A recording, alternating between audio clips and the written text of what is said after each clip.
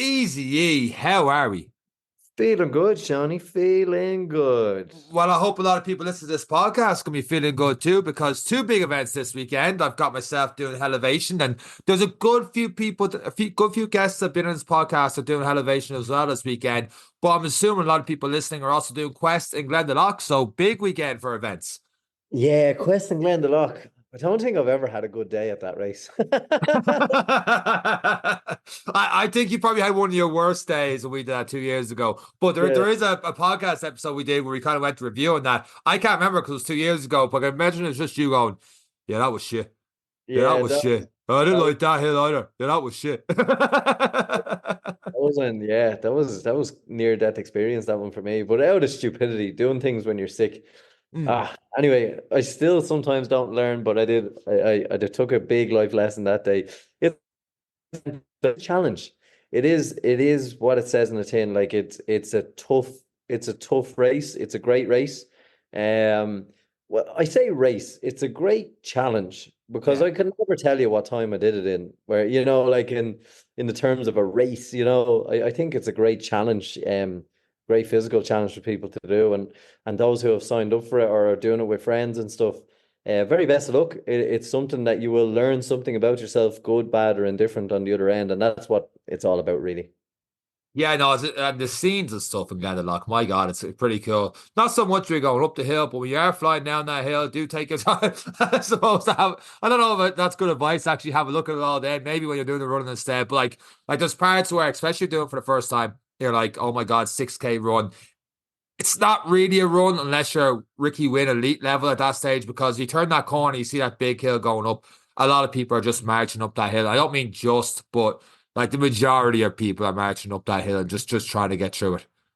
Yeah, it is one of those, and it's just about getting through. It's just about holding on for dear life, essentially, at times. But no, a really, really good experience and a good challenge for people. There's a couple of different levels as well. So, for those who are taking on the advanced, sporty level, best of luck. It's a tough course. It's a long course. And those who are just dipping their toe this time are in for a really, really good challenge and a good day out. And it's a good little town. Lara's a good little place. There's nice food place and stuff. They'll be busy and stuff, but it is a great event. And as you said, it's beautiful. Even the drive there and back is beautiful. So do enjoy the day and make the day of it. Yeah, the cut-offs are very lenient as well, I think. So you're going to be done anywhere between 2 and 7 hours, 10 minutes. What are you doing it? Hopefully I'll be running a little bit longer than 7 hours this Saturday. I'm not too confident on that, but we'll see how that goes as well with the Elevation Challenge. But I really don't want to touch any more on that, to be honest with you. Otherwise, I'll psych myself out in the podcast. We all know the goal is 24 hours. The attempt once this Saturday. You said you're feeling good to start a podcast. I'm going to segue into that. Why are you feeling so good? Good because it's my last physio session has happened. It's been absolutely an excellent experience for me learning about my body as well. Like a lot of times I've gone to the physio before, it's because I have had an issue here, and the minute it even gets to 80%, I'm like, thanks, see it, bye, and I'm Yeah. gone again.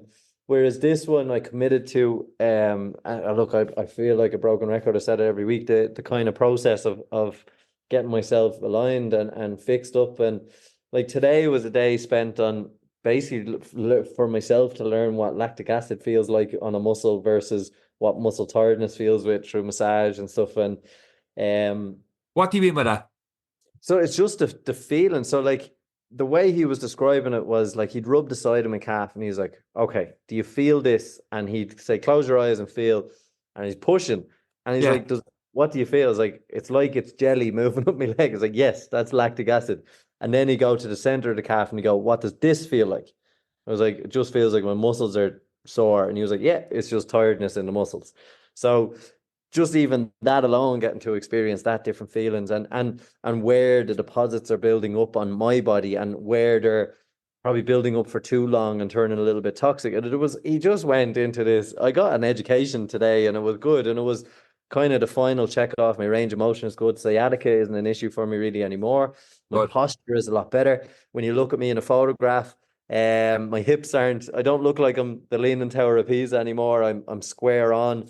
And overall, I'm ready to really push back into the training and stuff and should be able to operate over. But it's something I'm gonna keep as part of my training. Um, once a month, a check-in, with someone who knows what they're looking at, knows the difference between lactic acid and sore muscles, and knows that I'm not willing to come off a training plan. It's, someone who's able to kind of help, steer the ship and make sure we're still operating injury-free. So it's something that a couple of guests have said, and Wayne has said, to add in recovery element. And we sit front row to all these great guests. We have to start listening to some of them. And if that doesn't convince you, our next guest, Sean, will 100% convince people of it.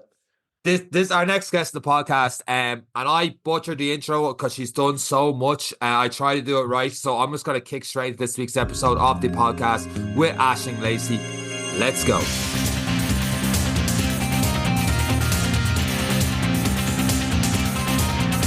So this week on the Any Given Runday podcast, we have PhD student in the School of Health and Human Performance at DCU, and Insight, which are Science Foundation Ireland Research Centre for Data Analytics, as well as a certified athletic therapist and a converted runner.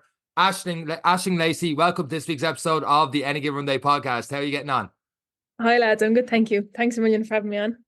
Don't thank him. Every time you say you're gonna do a good intro, you absolutely butcher it. Do you know how that was like 7-8 lines of stuff Aisling had? Could that just be like just Insight Science Foundation Ireland and that's it? But no, Aisling has to get certified like therapist in. She's got to be a PhD with health and human performance. She's a converted runner. She's doing a half marathon in June. There's so much to get into that intro. It's Aisling, just so much to get through. But Aisling, does your email footer look like alphabet soup? Does it? Not yet. So maybe give me some months till I get that doctorate. The last couple of weeks of this podcast, and it's a little bit annoying on my end, the number one question we've had is who is Eric's human mechanic for his NCT, because he keeps talking about having this NCT to fix niggles and stuff. And you talk about Niggle City and the running injury continuum. What is Niggle City?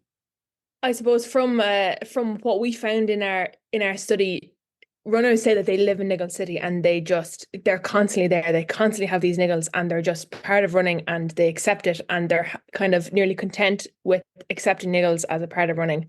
But kind of what we found is that niggles are probably on something that we've called this running injury continuum, and they probably lead to more serious injuries. So really they kind of shouldn't be ignored. So we want to get runners out of Niggle City as much as we can and into that like running smooth kind of section. I didn't think I had a mortgage, but I definitely had a mortgage in Niggle City before I went for the NCT anyway.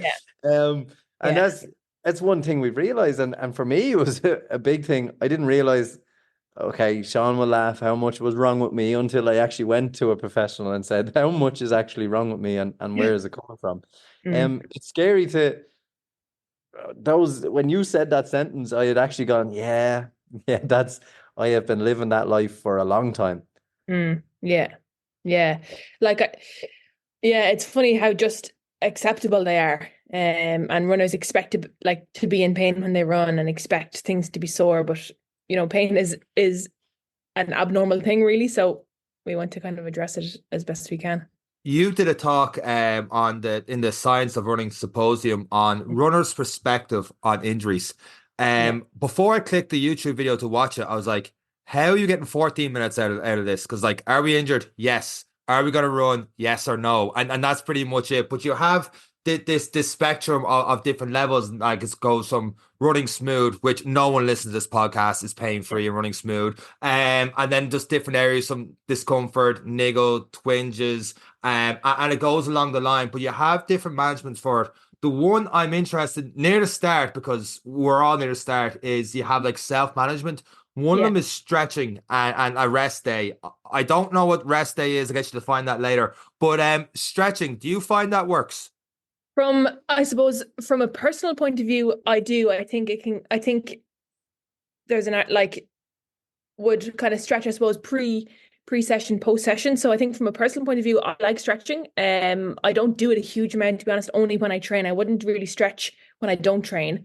But from a research perspective, there's not a huge amount to support stretching and preventing injuries. Things like stretching is important when there's a reduction in like muscle flexibility.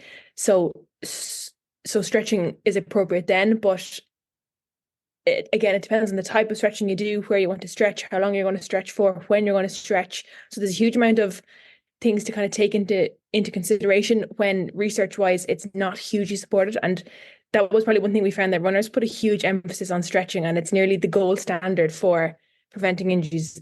Like they think if they don't stretch, like they're injured, or like they're going to get injured basically. But research-wise, there's not a huge amount to support it, which is interesting. Yeah. Do you find there's a conflict between your thoughts of I feel better when I stretch before or after run, therefore I do it, and then you look at research, it's like, but it doesn't really prove it, but I feel better. Is there something to feeling better that is a positive thing, or is it just like this, there's not much to something like this working? No, I think there's definitely a positive. If people can get a subjective relief from something, I think do it. And I think as a clinician, I try to use an evidence-based practice as much as you can. So having your practice guided by evidence, but you also have to treat the real person in front of you. And if they find stretching helpful, I think I would encourage them to stretch. Like saying that, no matter if the research doesn't support it, I think if they find it beneficial and they can get relief from it, do it. Yeah. It's funny because all these times I've been like, I didn't stretch after that run, or I didn't do much. Thank God science has backed me up, but I'm definitely suffering on the lack of flexibility in the muscles, I suppose, is some of the issues I've been having now. And I have found myself stretching a lot over the last 2 weeks as part of my ongoing program to get myself back up to a base. Obviously, there has to be some link with the amount of runs or the sitting behind desks. So not necessarily the activity that's causing the injury. It's our whole daily life that's going to restrict muscles or reduce that flexibility. And is that something we need to look at, even though, because a lot of the guests we have, we're not full-time athletes. We are people who work at desks. We're people who are climbing on roofs or fixing things, or carpenters. Is that what we need to look at when we're looking ourselves in terms of our injuries and our niggles?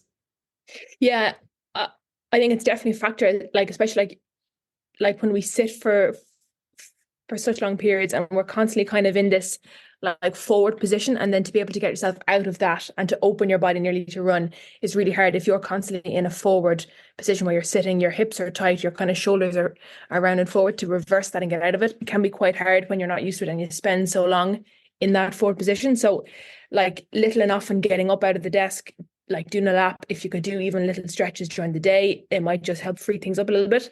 Whereas a 10-minute, like if you're sitting for 8 hours a day and then you're in the car for 2 hours, a session of 10 minutes of stretching is going to be hard to try like reverse all of that.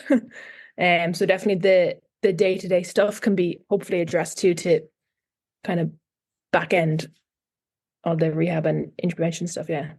I'm going to preface this by saying that in case it's a stupid question, I didn't read it right, that I did a module in strength and conditioning on reading scientific papers and stuff like that and be able to read them right. And I bluffed my way through it. So they can't take back my degree now. But what you have 7 publications on researchgate.net. One of them was focusing on injury-focused wearable devices. Yeah. Is there a point where you can get like injury is this injury prevention through technology? Is there a thing as injury prevention, or like what's the goal there? So that paper we did it to basically get runners' perception of what they would like in a device. So what we're planning in DCU is we're going to develop a study like in the next kind of few months, where we're going to recruit really as many runners as we can, and we're going to get them to wear a small like wearable sensor. So it'll be probably on their lower back. And then we have designed a custom app as well that's going to capture loads of different metrics around their training load and their injury risk. So things like how often they train, how hard they train, if they do gym or strength work, then all these kind of niggles and injuries they get, things like their menstrual cycle, their sleep, their stress and work, how they're eating, all these kind of factors. And we hope to monitor that for like at least a year. So using wearable sensors and apps and like technology to capture all of that data and use that then to possibly understand the risk factors for injury, because we're quite unaware of what really causes injury, bar being previously injured or quite aggressive spikes in your training load. They're kind of the 2 things that that the research supports the strongest at the minute. But other than that, we're quite unaware of what causes injury. So we hope to look at all of those factors. I've probably forgotten some, but look at all of those and see how they influence risk of injury. And then can we possibly predict injury and maybe interfere to reduce the likelihood of injury? Can I ask a question about how now it's obviously in a couple of months' time, but what decides the location of the sensors? And I'm just purely curious, why the lower back, and where do you stop on the parameters, of is this as broad as you can make it, as broad as the technology or the app will allow you, or as the subject will put in exactly how much water they had and how much sleep they had? So what are the limits, I suppose, to something like this, and why those specific areas? What does that give you? Yeah, like I suppose as researchers, we want to get as much as we can, but we obviously have to be really conscious about the burden we put on participants. So we have to balance that between how much data we want to get from them, but actually how much they're going to give us and how much time it's going to take, and if they're going to actually engage in using all these things. So the location of the sensor. So look, we'd love to have like sensors all over runners, but You're going around that's like probably the not going to dragon happen, to in be honest. Lord of the Rings on the green screen. Yeah, exactly. Yeah. So because we're most interested in lower limb injuries, if it's on the lower back, now I'm actually not 100% sure on the like specifics of this, but it'll get basically the loading and the impact acceleration. So it'll get basically how hard you strike the ground. The sensor will pick that up, and we'll hopefully detect changes that if you strike the ground in a different way or strike it harder, are you changing your risk of injury? So the lower back will get that from limb to limb. Ideally, we'd love to put maybe one on each shin, on each tibia. But again, that's having 2 sensors or 3 sensors per person. Is that going to happen? So probably more than likely, if we give them one sensor, they're more than likely going to do it. And if that's the case, it'll be on the lower back, because then we'll get left and right, those like impact accelerations. On one of your other papers you had, you talked about injuries and the main factors being excessive loading. You've talked about on those papers about inadequate recovery, other factors being train activities, injury history, running technique, and I've read other researchers or other papers where it's been like mileage, like between like I think 25, 27 miles, something like that, but any more they don't get injured. And I've seen all these different things. But one thing I don't see is how the foot lands with pronation, supination, and what I don't see is running shoes. How much reliance do we, and we're not sponsored by anyone, so and maybe not running shoes after this. Give us but a like, million euros.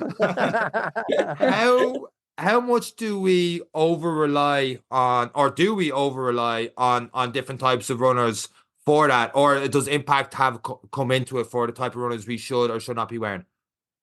Yeah, I think there's like runners put a huge emphasis on running shoes, and definitely in the clinic, it's one of the things that we talk about most. Are they wearing the right shoes? What shoes, like, should they be wearing? And research-wise, again, there's not a huge amount to support one type of shoe over another. One of the biggest things is comfort. So if you find one particular shoe comfortable, wear that shoe.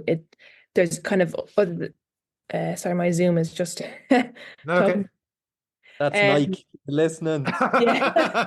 Stop talking now. Stop talking. You're ruining our business. What was I saying there? Oh yeah. So like comfort is kind of the biggest thing in relation to running shoes. If you find a shoe comfortable, that's the one you go for. Research like doesn't support one shoe or one type of shoe over the other. But other things that are coming out of the research is like rotating your shoes. So if you change your shoes, say for different sessions or for different surfaces, it can change the loading applied to your body, that you're not constantly being loaded in the same way. That's kind of the argument behind changing shoes, which is starting to be supported by research. And that's one thing we've seen over, I think one of our previous guests actually mentioned that they change their shoes every so often just to get a different feel and loading on the body. And it's something subconsciously I've started to do. So instead of I've put X amount of kilometers into these shoes, that's it, they're gone. It's now this shoe's turn to take me through the next 6. I've actually kept the older pair for the odd 3K run just to run in them. And it, like, I don't know if it's making a difference, but I feel like there's more comfort in each of them, and I'm not wearing the same ones. And I suppose if I feel good, it's better. But if research is now starting to back it, it's the running sport just got more expensive because now you need to buy 2-3 different pairs of shoes to get you through a season. Yeah, it's mad. Yeah. So one other thing popped into my head there while you were talking, and now it's gone out again. But yeah, like How about Eric? That tends to happen when people talk. And you have started running since COVID. You were a COVID-born runner, and GAA, I think, was your sports growing up. So from field sport, obviously very dynamic, to linear. Is there a lot to be said in terms of injury prevention for those who have spent time in team field sports with the kind of dynamic movement as opposed to those who have just been linear? Or do we see more injuries from those who, like yourself, switch into running because, as you've mentioned, form might necessarily come into it, or a different, like those who've started in athletics clubs when they were 6, 7, 8 years of age have learned how to run properly and efficiently, compared to the likes of myself and Sean who decide to just show up to marathons. Have you noticed anything in yourself, or is there anything to see which side of the fence is better? I know there's a little bit of research now. I couldn't give you any specifics, but there's a little bit of research, I think, around people who take part in sports. I think it's without axial loading. So that's a type of loading basically through your body. Now, I'm not sure if if they're at a higher injury risk or a lower injury risk. So I'm not sure. I put it all on black. But in relation to like doing sports before and then changing into running, one thing that would kind of carry on would be like previous injuries you've sustained in your sport, say beforehand. Say like if you played rugby and you had like 2 ankle sprains and like a calf tear, that would probably have a knock-on effect into your running, and you'd be at possibly a greater risk of injury for either calf, ankle, or other types of injuries because of those previous injuries. So that can carry on through like historic sports. But like in relation to, like there's so many factors in relation to injury risk and sport and running and stuff. But say field sports, there's so much more going on, and running is, when you think about it, it's quite simple. It's you and the ground, and you're running in a straight line. And really, we should be able to figure out why people are getting injured, and we can't. So like it's really, put a sensor on me and Sean. Constantly injured. It's mad, yeah. There's a study done on running. Sorry, it's like 37 to 56% of people get injured annually when they run, and I've seen some as high as 74% of runners get injured annually. It's so high compared to other sports, and like 50 to 75% of them put it down to overuse. 20 to 70% have reoccurring injuries down to that. And you're talking there about like rugby players with calf strains, stuff like that coming in. Is there a way to get like back? Do you think it's possible to get back to like zero in terms of that injury history doesn't matter as much, or is it always going to play a factor and that everyone's kind of unique as you go along? Like I don't know how that problem gets solved. Do you know what I mean? Yeah, like I don't think you can kind of like reset the clock if that, I think that history is always there, and so like a previous injury is a non-modifiable risk factor, so you can't change it. It's done.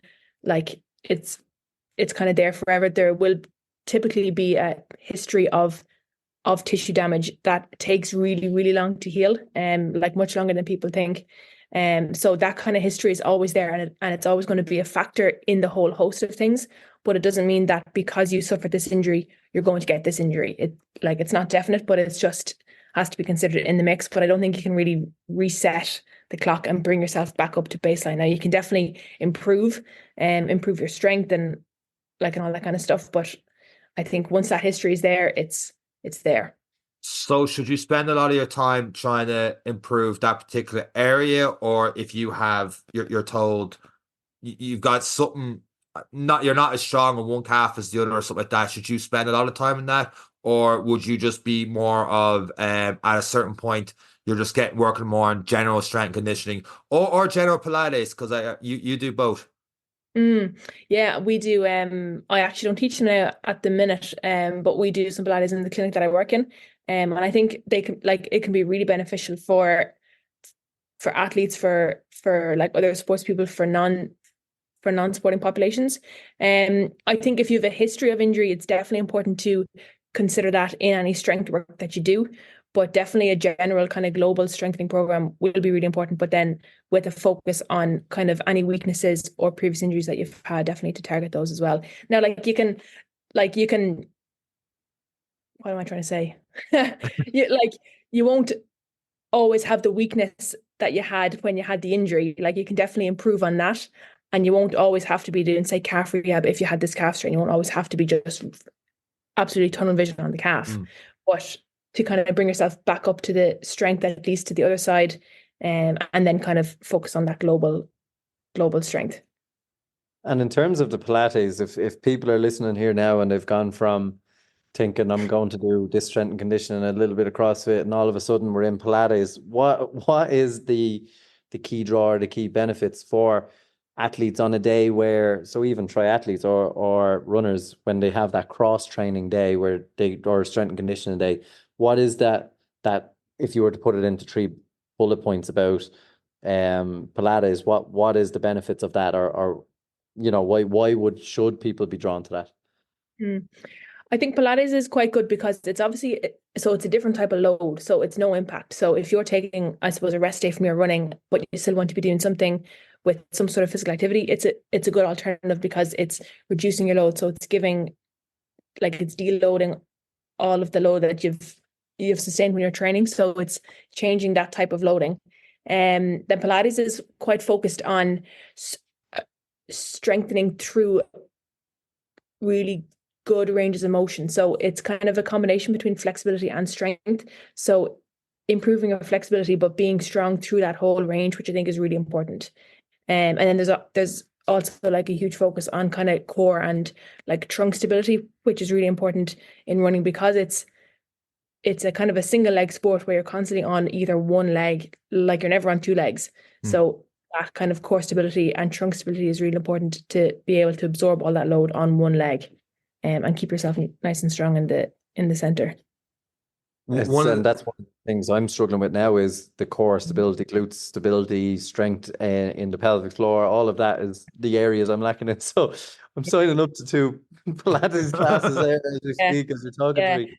They're definitely female dominant, so not after this podcast. But it is great, and it's great to get that insight into the difference, because we all know these things. We all know it's good to have good range of motion, and as we're getting older or we're doing more events, you feel a little bit stiffer and things. And Sean, through strength and conditioning and all the exercises, he has me doing all sorts of stuff in range of motion, which is really enjoyable. I like the challenge of it, and it feels really difficult at the start until everything starts to function and work as part of that one kind of system that we needed to. Yeah. And it can be even a nice, because it's really focused on your breathing, and you have to kind of center yourself and just be a little bit present, and it lets you maybe de-stress a little bit, and you can really focus on your breathing and focus on that strength through your range. So it's a really good change of type of training, which can be really nice. Aisling, what's your thoughts on muscles shutting on and off? Like, for example, I know social media can be very divisive, but some people talk about Eric's type of trunk stability. One that pops to mind is the glute med muscle. Some people say it's very important for runners, and that when that's not working, the hamstrings can be overloaded. They can lead to fatigue and hamstring strains. And other people are like, if you are running, your glute med is working, muscles don't switch on and off. What would your thoughts be on that? Yeah, definitely if you're running, your muscles are working. They basically make your skeleton move, so you can't be running without them functioning. Now it depends if they're functioning kind of most efficiently. So often the argument with the kind of hamstring glute relationship is that the hamstrings will be dominant when you extend your hip comes backwards. That should be dominated really by your glute muscles, but a lot of the time your hamstring will kind of take over if your glutes are a bit, I'll use air quotes, kind of underactive. And your hamstring can kind of take over the role of that, which puts more strain through the hamstring, and then it might increase it's risk. So if you can work on improving kind of the activity of your glutes to take control of that hip extension movement, it'll deload your hamstring a little bit. They'll work kind of as a pair to do that whole movement rather than your hamstring dominating and kind Does of that happen more by isolating the glute as much as you can, like mini band work or Pilates work, or does that happen more through practice and running more? It can probably be both. Like, definitely strengthening the glutes will help.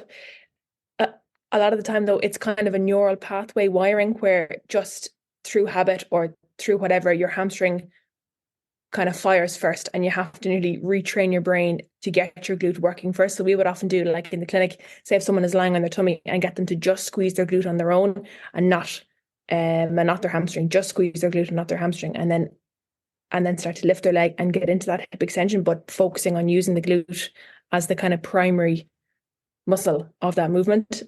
So just kind of practicing that, but like doing it hundreds of times to try and rewire your whole kind of nervous system, that becomes then like the automatic default. Yeah. In your clinic, is this a common thing? Yeah. Where you would Yeah. see something like that, yeah? Yeah. Yeah, definitely. Yeah. Yeah. Yeah. Yeah. That's why every time I've ever gone to a physio, they're always like glute bridges. Yeah. They're always weak. Yeah. It's Look, it is mad, and it's something I have tried, and only in the last couple of weeks. It's great to have you on, because a lot of what you're saying is making sense to what has been happening to me in broken English over the last little while. But I'm understanding the concepts of particularly the mental aspect of, and it's really frustrating when you're trying to tell your hamstring to stop and one part to work, and you're like, I don't want to do it. Like, it is actually, it's probably the most frustrated I've been with a task that seems so easy, in terms of trying to focus on a muscle to make it work and not let the hamstring take the load on a glute bridge. Yeah. Oh God, it's so hard. Yeah. It's absolutely bizarre. Like, and it's like, I don't know. It's just, it seems so simple and absolutely bizarre. Have you carried any of these niggles yourself? And is it hard to take your own advice at times? Absolutely. Worst patient ever. I never do it. I never do it.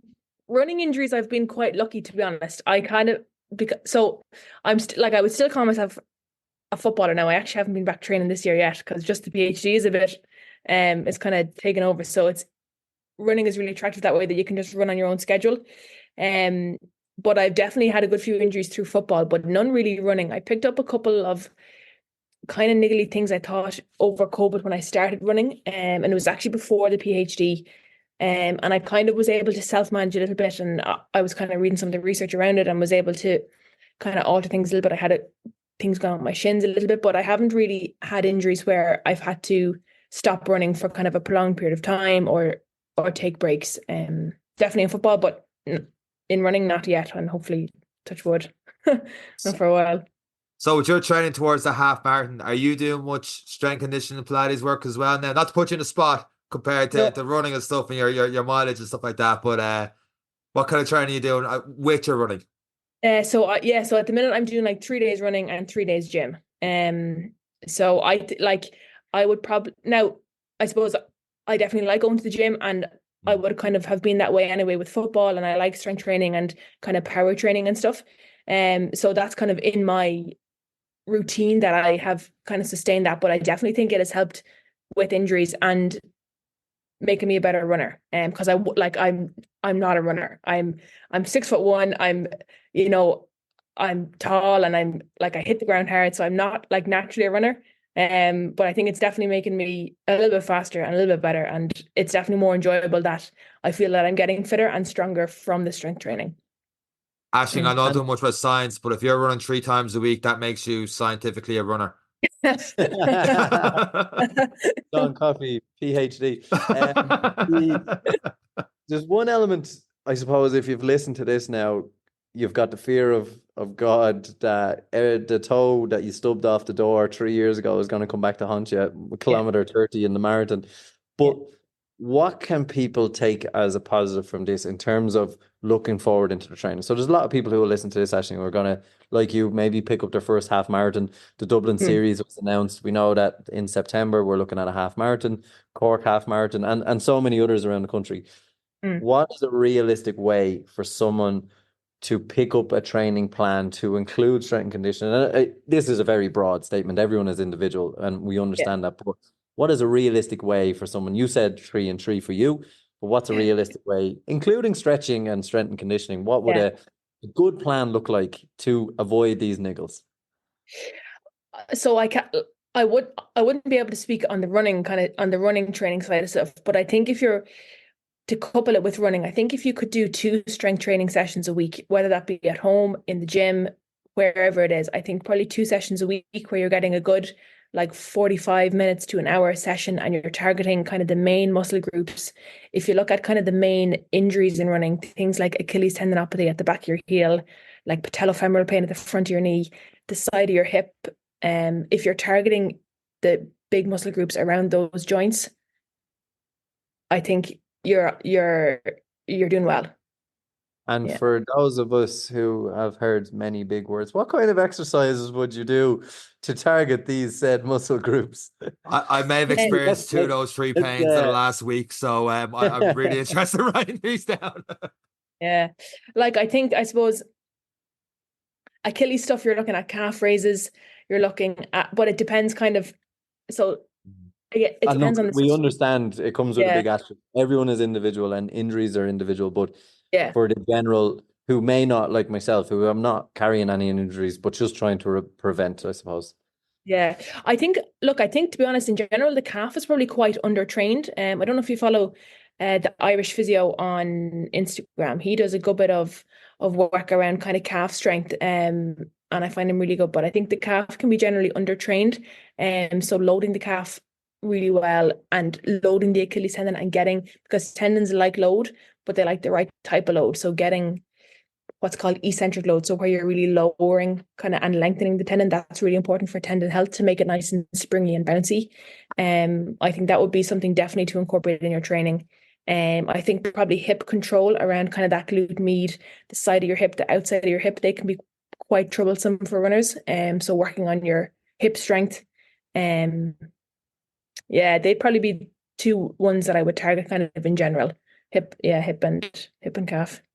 It's it's like you've described pretty much every niggle I've had in any kind of stint of running. And Irish physio, if you're listening, give us €1 million or come on the podcast. But it's something that we don't pay attention to, and as well, and the calves always tend to lead to.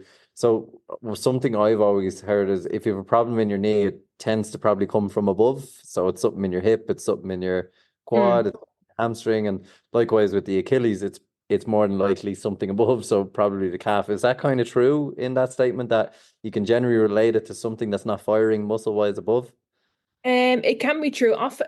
So kind of what we're looking at in relation to niggles is we kind of have this there's a kind of an example where, so say if you have this niggle in your hip, for example, but you continue to run, but you make some sort of subconscious change in your running technique to try offload your hip, but then all of a sudden you end up with a proper injury where you have to stop in your knee. But it was possibly the niggle that caused the change in your technique that offset the injury then at the knee. So injuries don't have to come from where they're painful, if you get me. So that knee injury possibly came from the hip, so they don't always have to come from the source. And there can be that kind of like adaptation or compensation effect where you're having a knock-on effect, or if there's a weakness in the joint above or below. So often with the knee, yes, it can come from the hip or from the ankle and the foot and below, and it meets in the knee. So definitely, like, it doesn't have to come from the site where you're injured, basically. Is there a level threshold, or like a 1 to 10 scale of when you think people should and shouldn't run? Or like you said there, something that's a pain 2 could just as easily turn into a pain 8 out of 10 if you go on it. So it all has to be catch the niggle early. Yeah, that's probably the thing that we think is going to be important for preventing injuries is to listen to your body when you do have these niggles and to not ignore them and not run through them.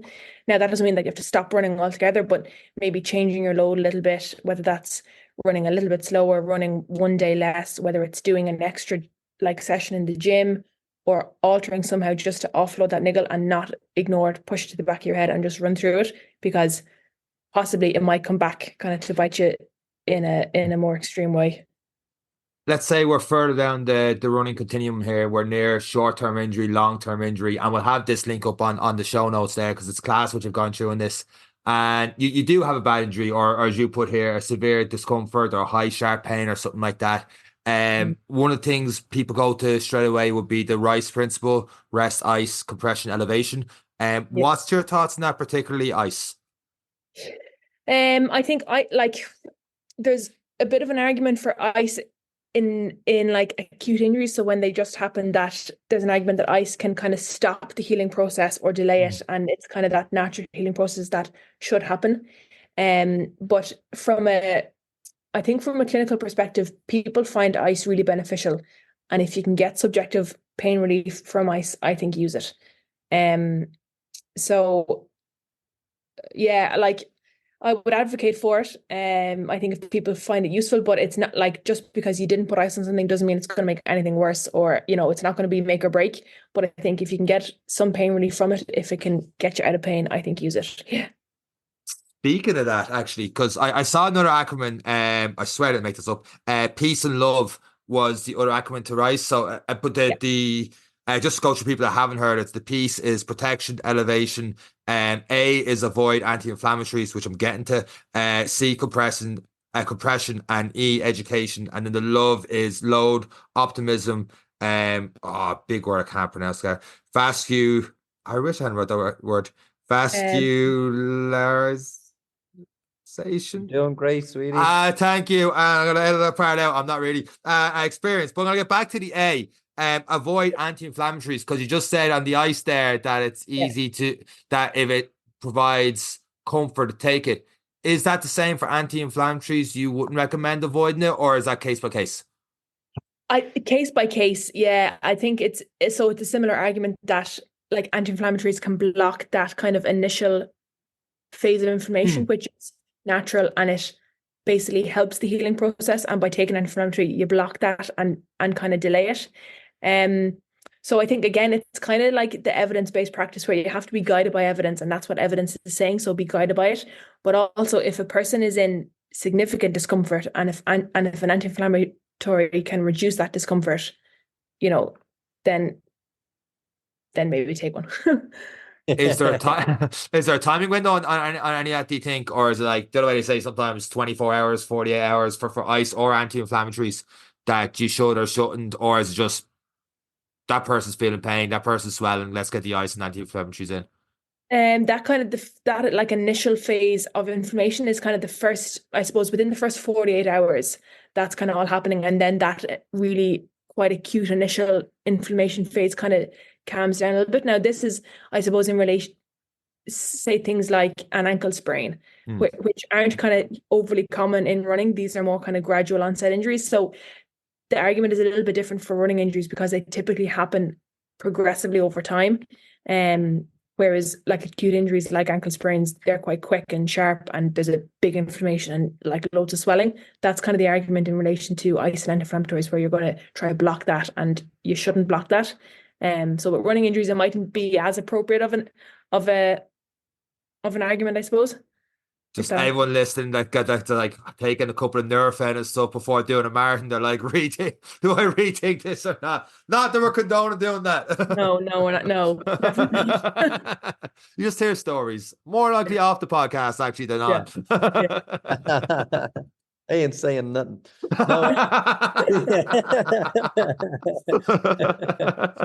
And do you think, in terms of, obviously, again, it's an Olympic year, when we're looking at our high performance athletes who seem to get the injuries as well, is there, I suppose, an element, in the research, you're looking at the average Joes, myself, Sean, yourself, who take up the running, we get our niggles, and then you look at the elite performance athlete.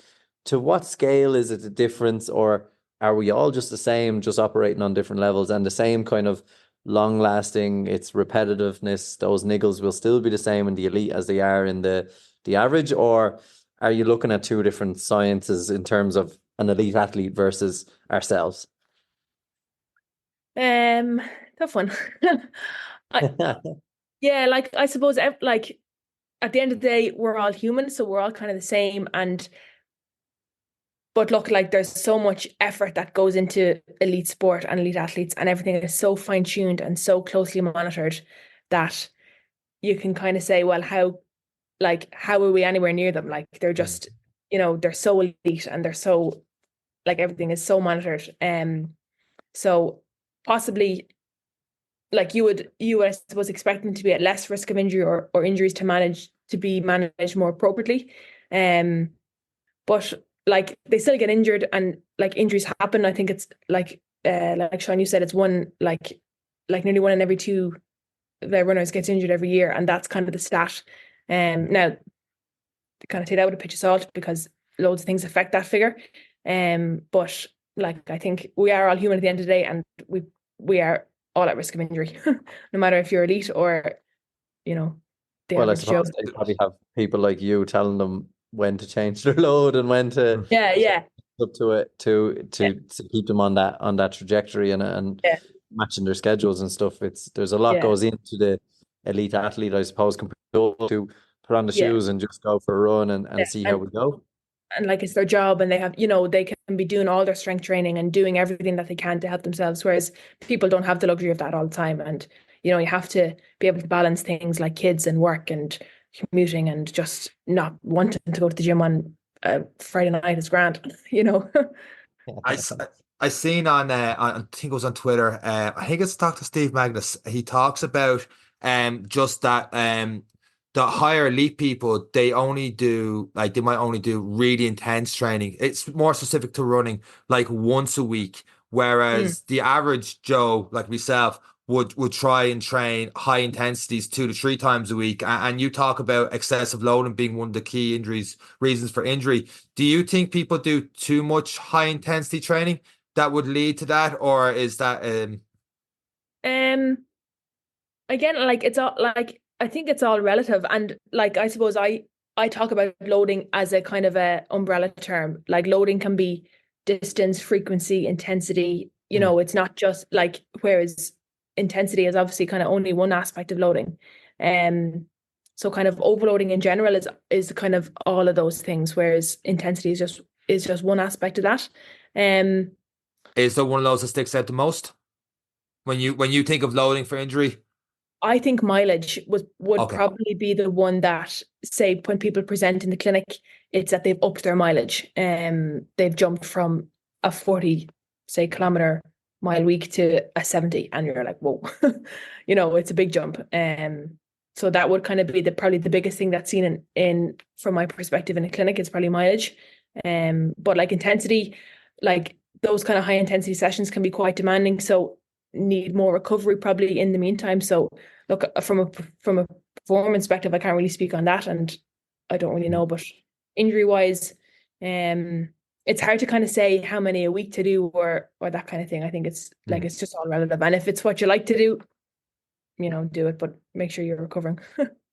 When you're not doing that list of things I had in the intro, and you're scrolling through Instagram, and obviously you probably follow like-minded people and stuff, or people in your field, is there anything that comes up on injury where you're like, my God, if I have to, like, this stupid myth just won't go away about injury that you constantly see with runners? Is there something like that pops to mind? On social media, or anywhere. Even if me and Sean have said it in the last 30 minutes. Yeah, if they're like, these two idiots brought this up. I think like the one thing, say even like in the clinic, people say, oh, I had this niggle 6 weeks ago and now it's getting worse. And you're like, well, why didn't you come to me 6 weeks ago? That's probably one thing. People like runners ignore pain. And I think things can probably be addressed quicker and more appropriately if they don't ignore it. Yeah. Yeah, you So dressed yeah, two idiots there. Yeah, yeah, I'm yeah. guilty as charged in that one. Yeah, It'll be okay. It goes away on its own. But yeah, yeah, but it is something, and it's so good to have you on because it is something we said we would take more seriously. Sean had bad injuries last year that mm, put him out for a couple of weeks. I was feeling like there was something just not right, and went and figured out there was a lot of compensation going on from my neck all the way down. That's been rectified now.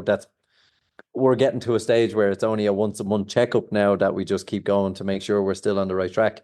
yeah. But a lot of people are avoiding that, and a lot of people are struggling to find people who can put them on this right trajectory. So what do you recommend for people who are probably listening, they're feeling a niggle, and they're like, right, where do I go and who do I talk to? Do we just give out your phone number here, or no, in general?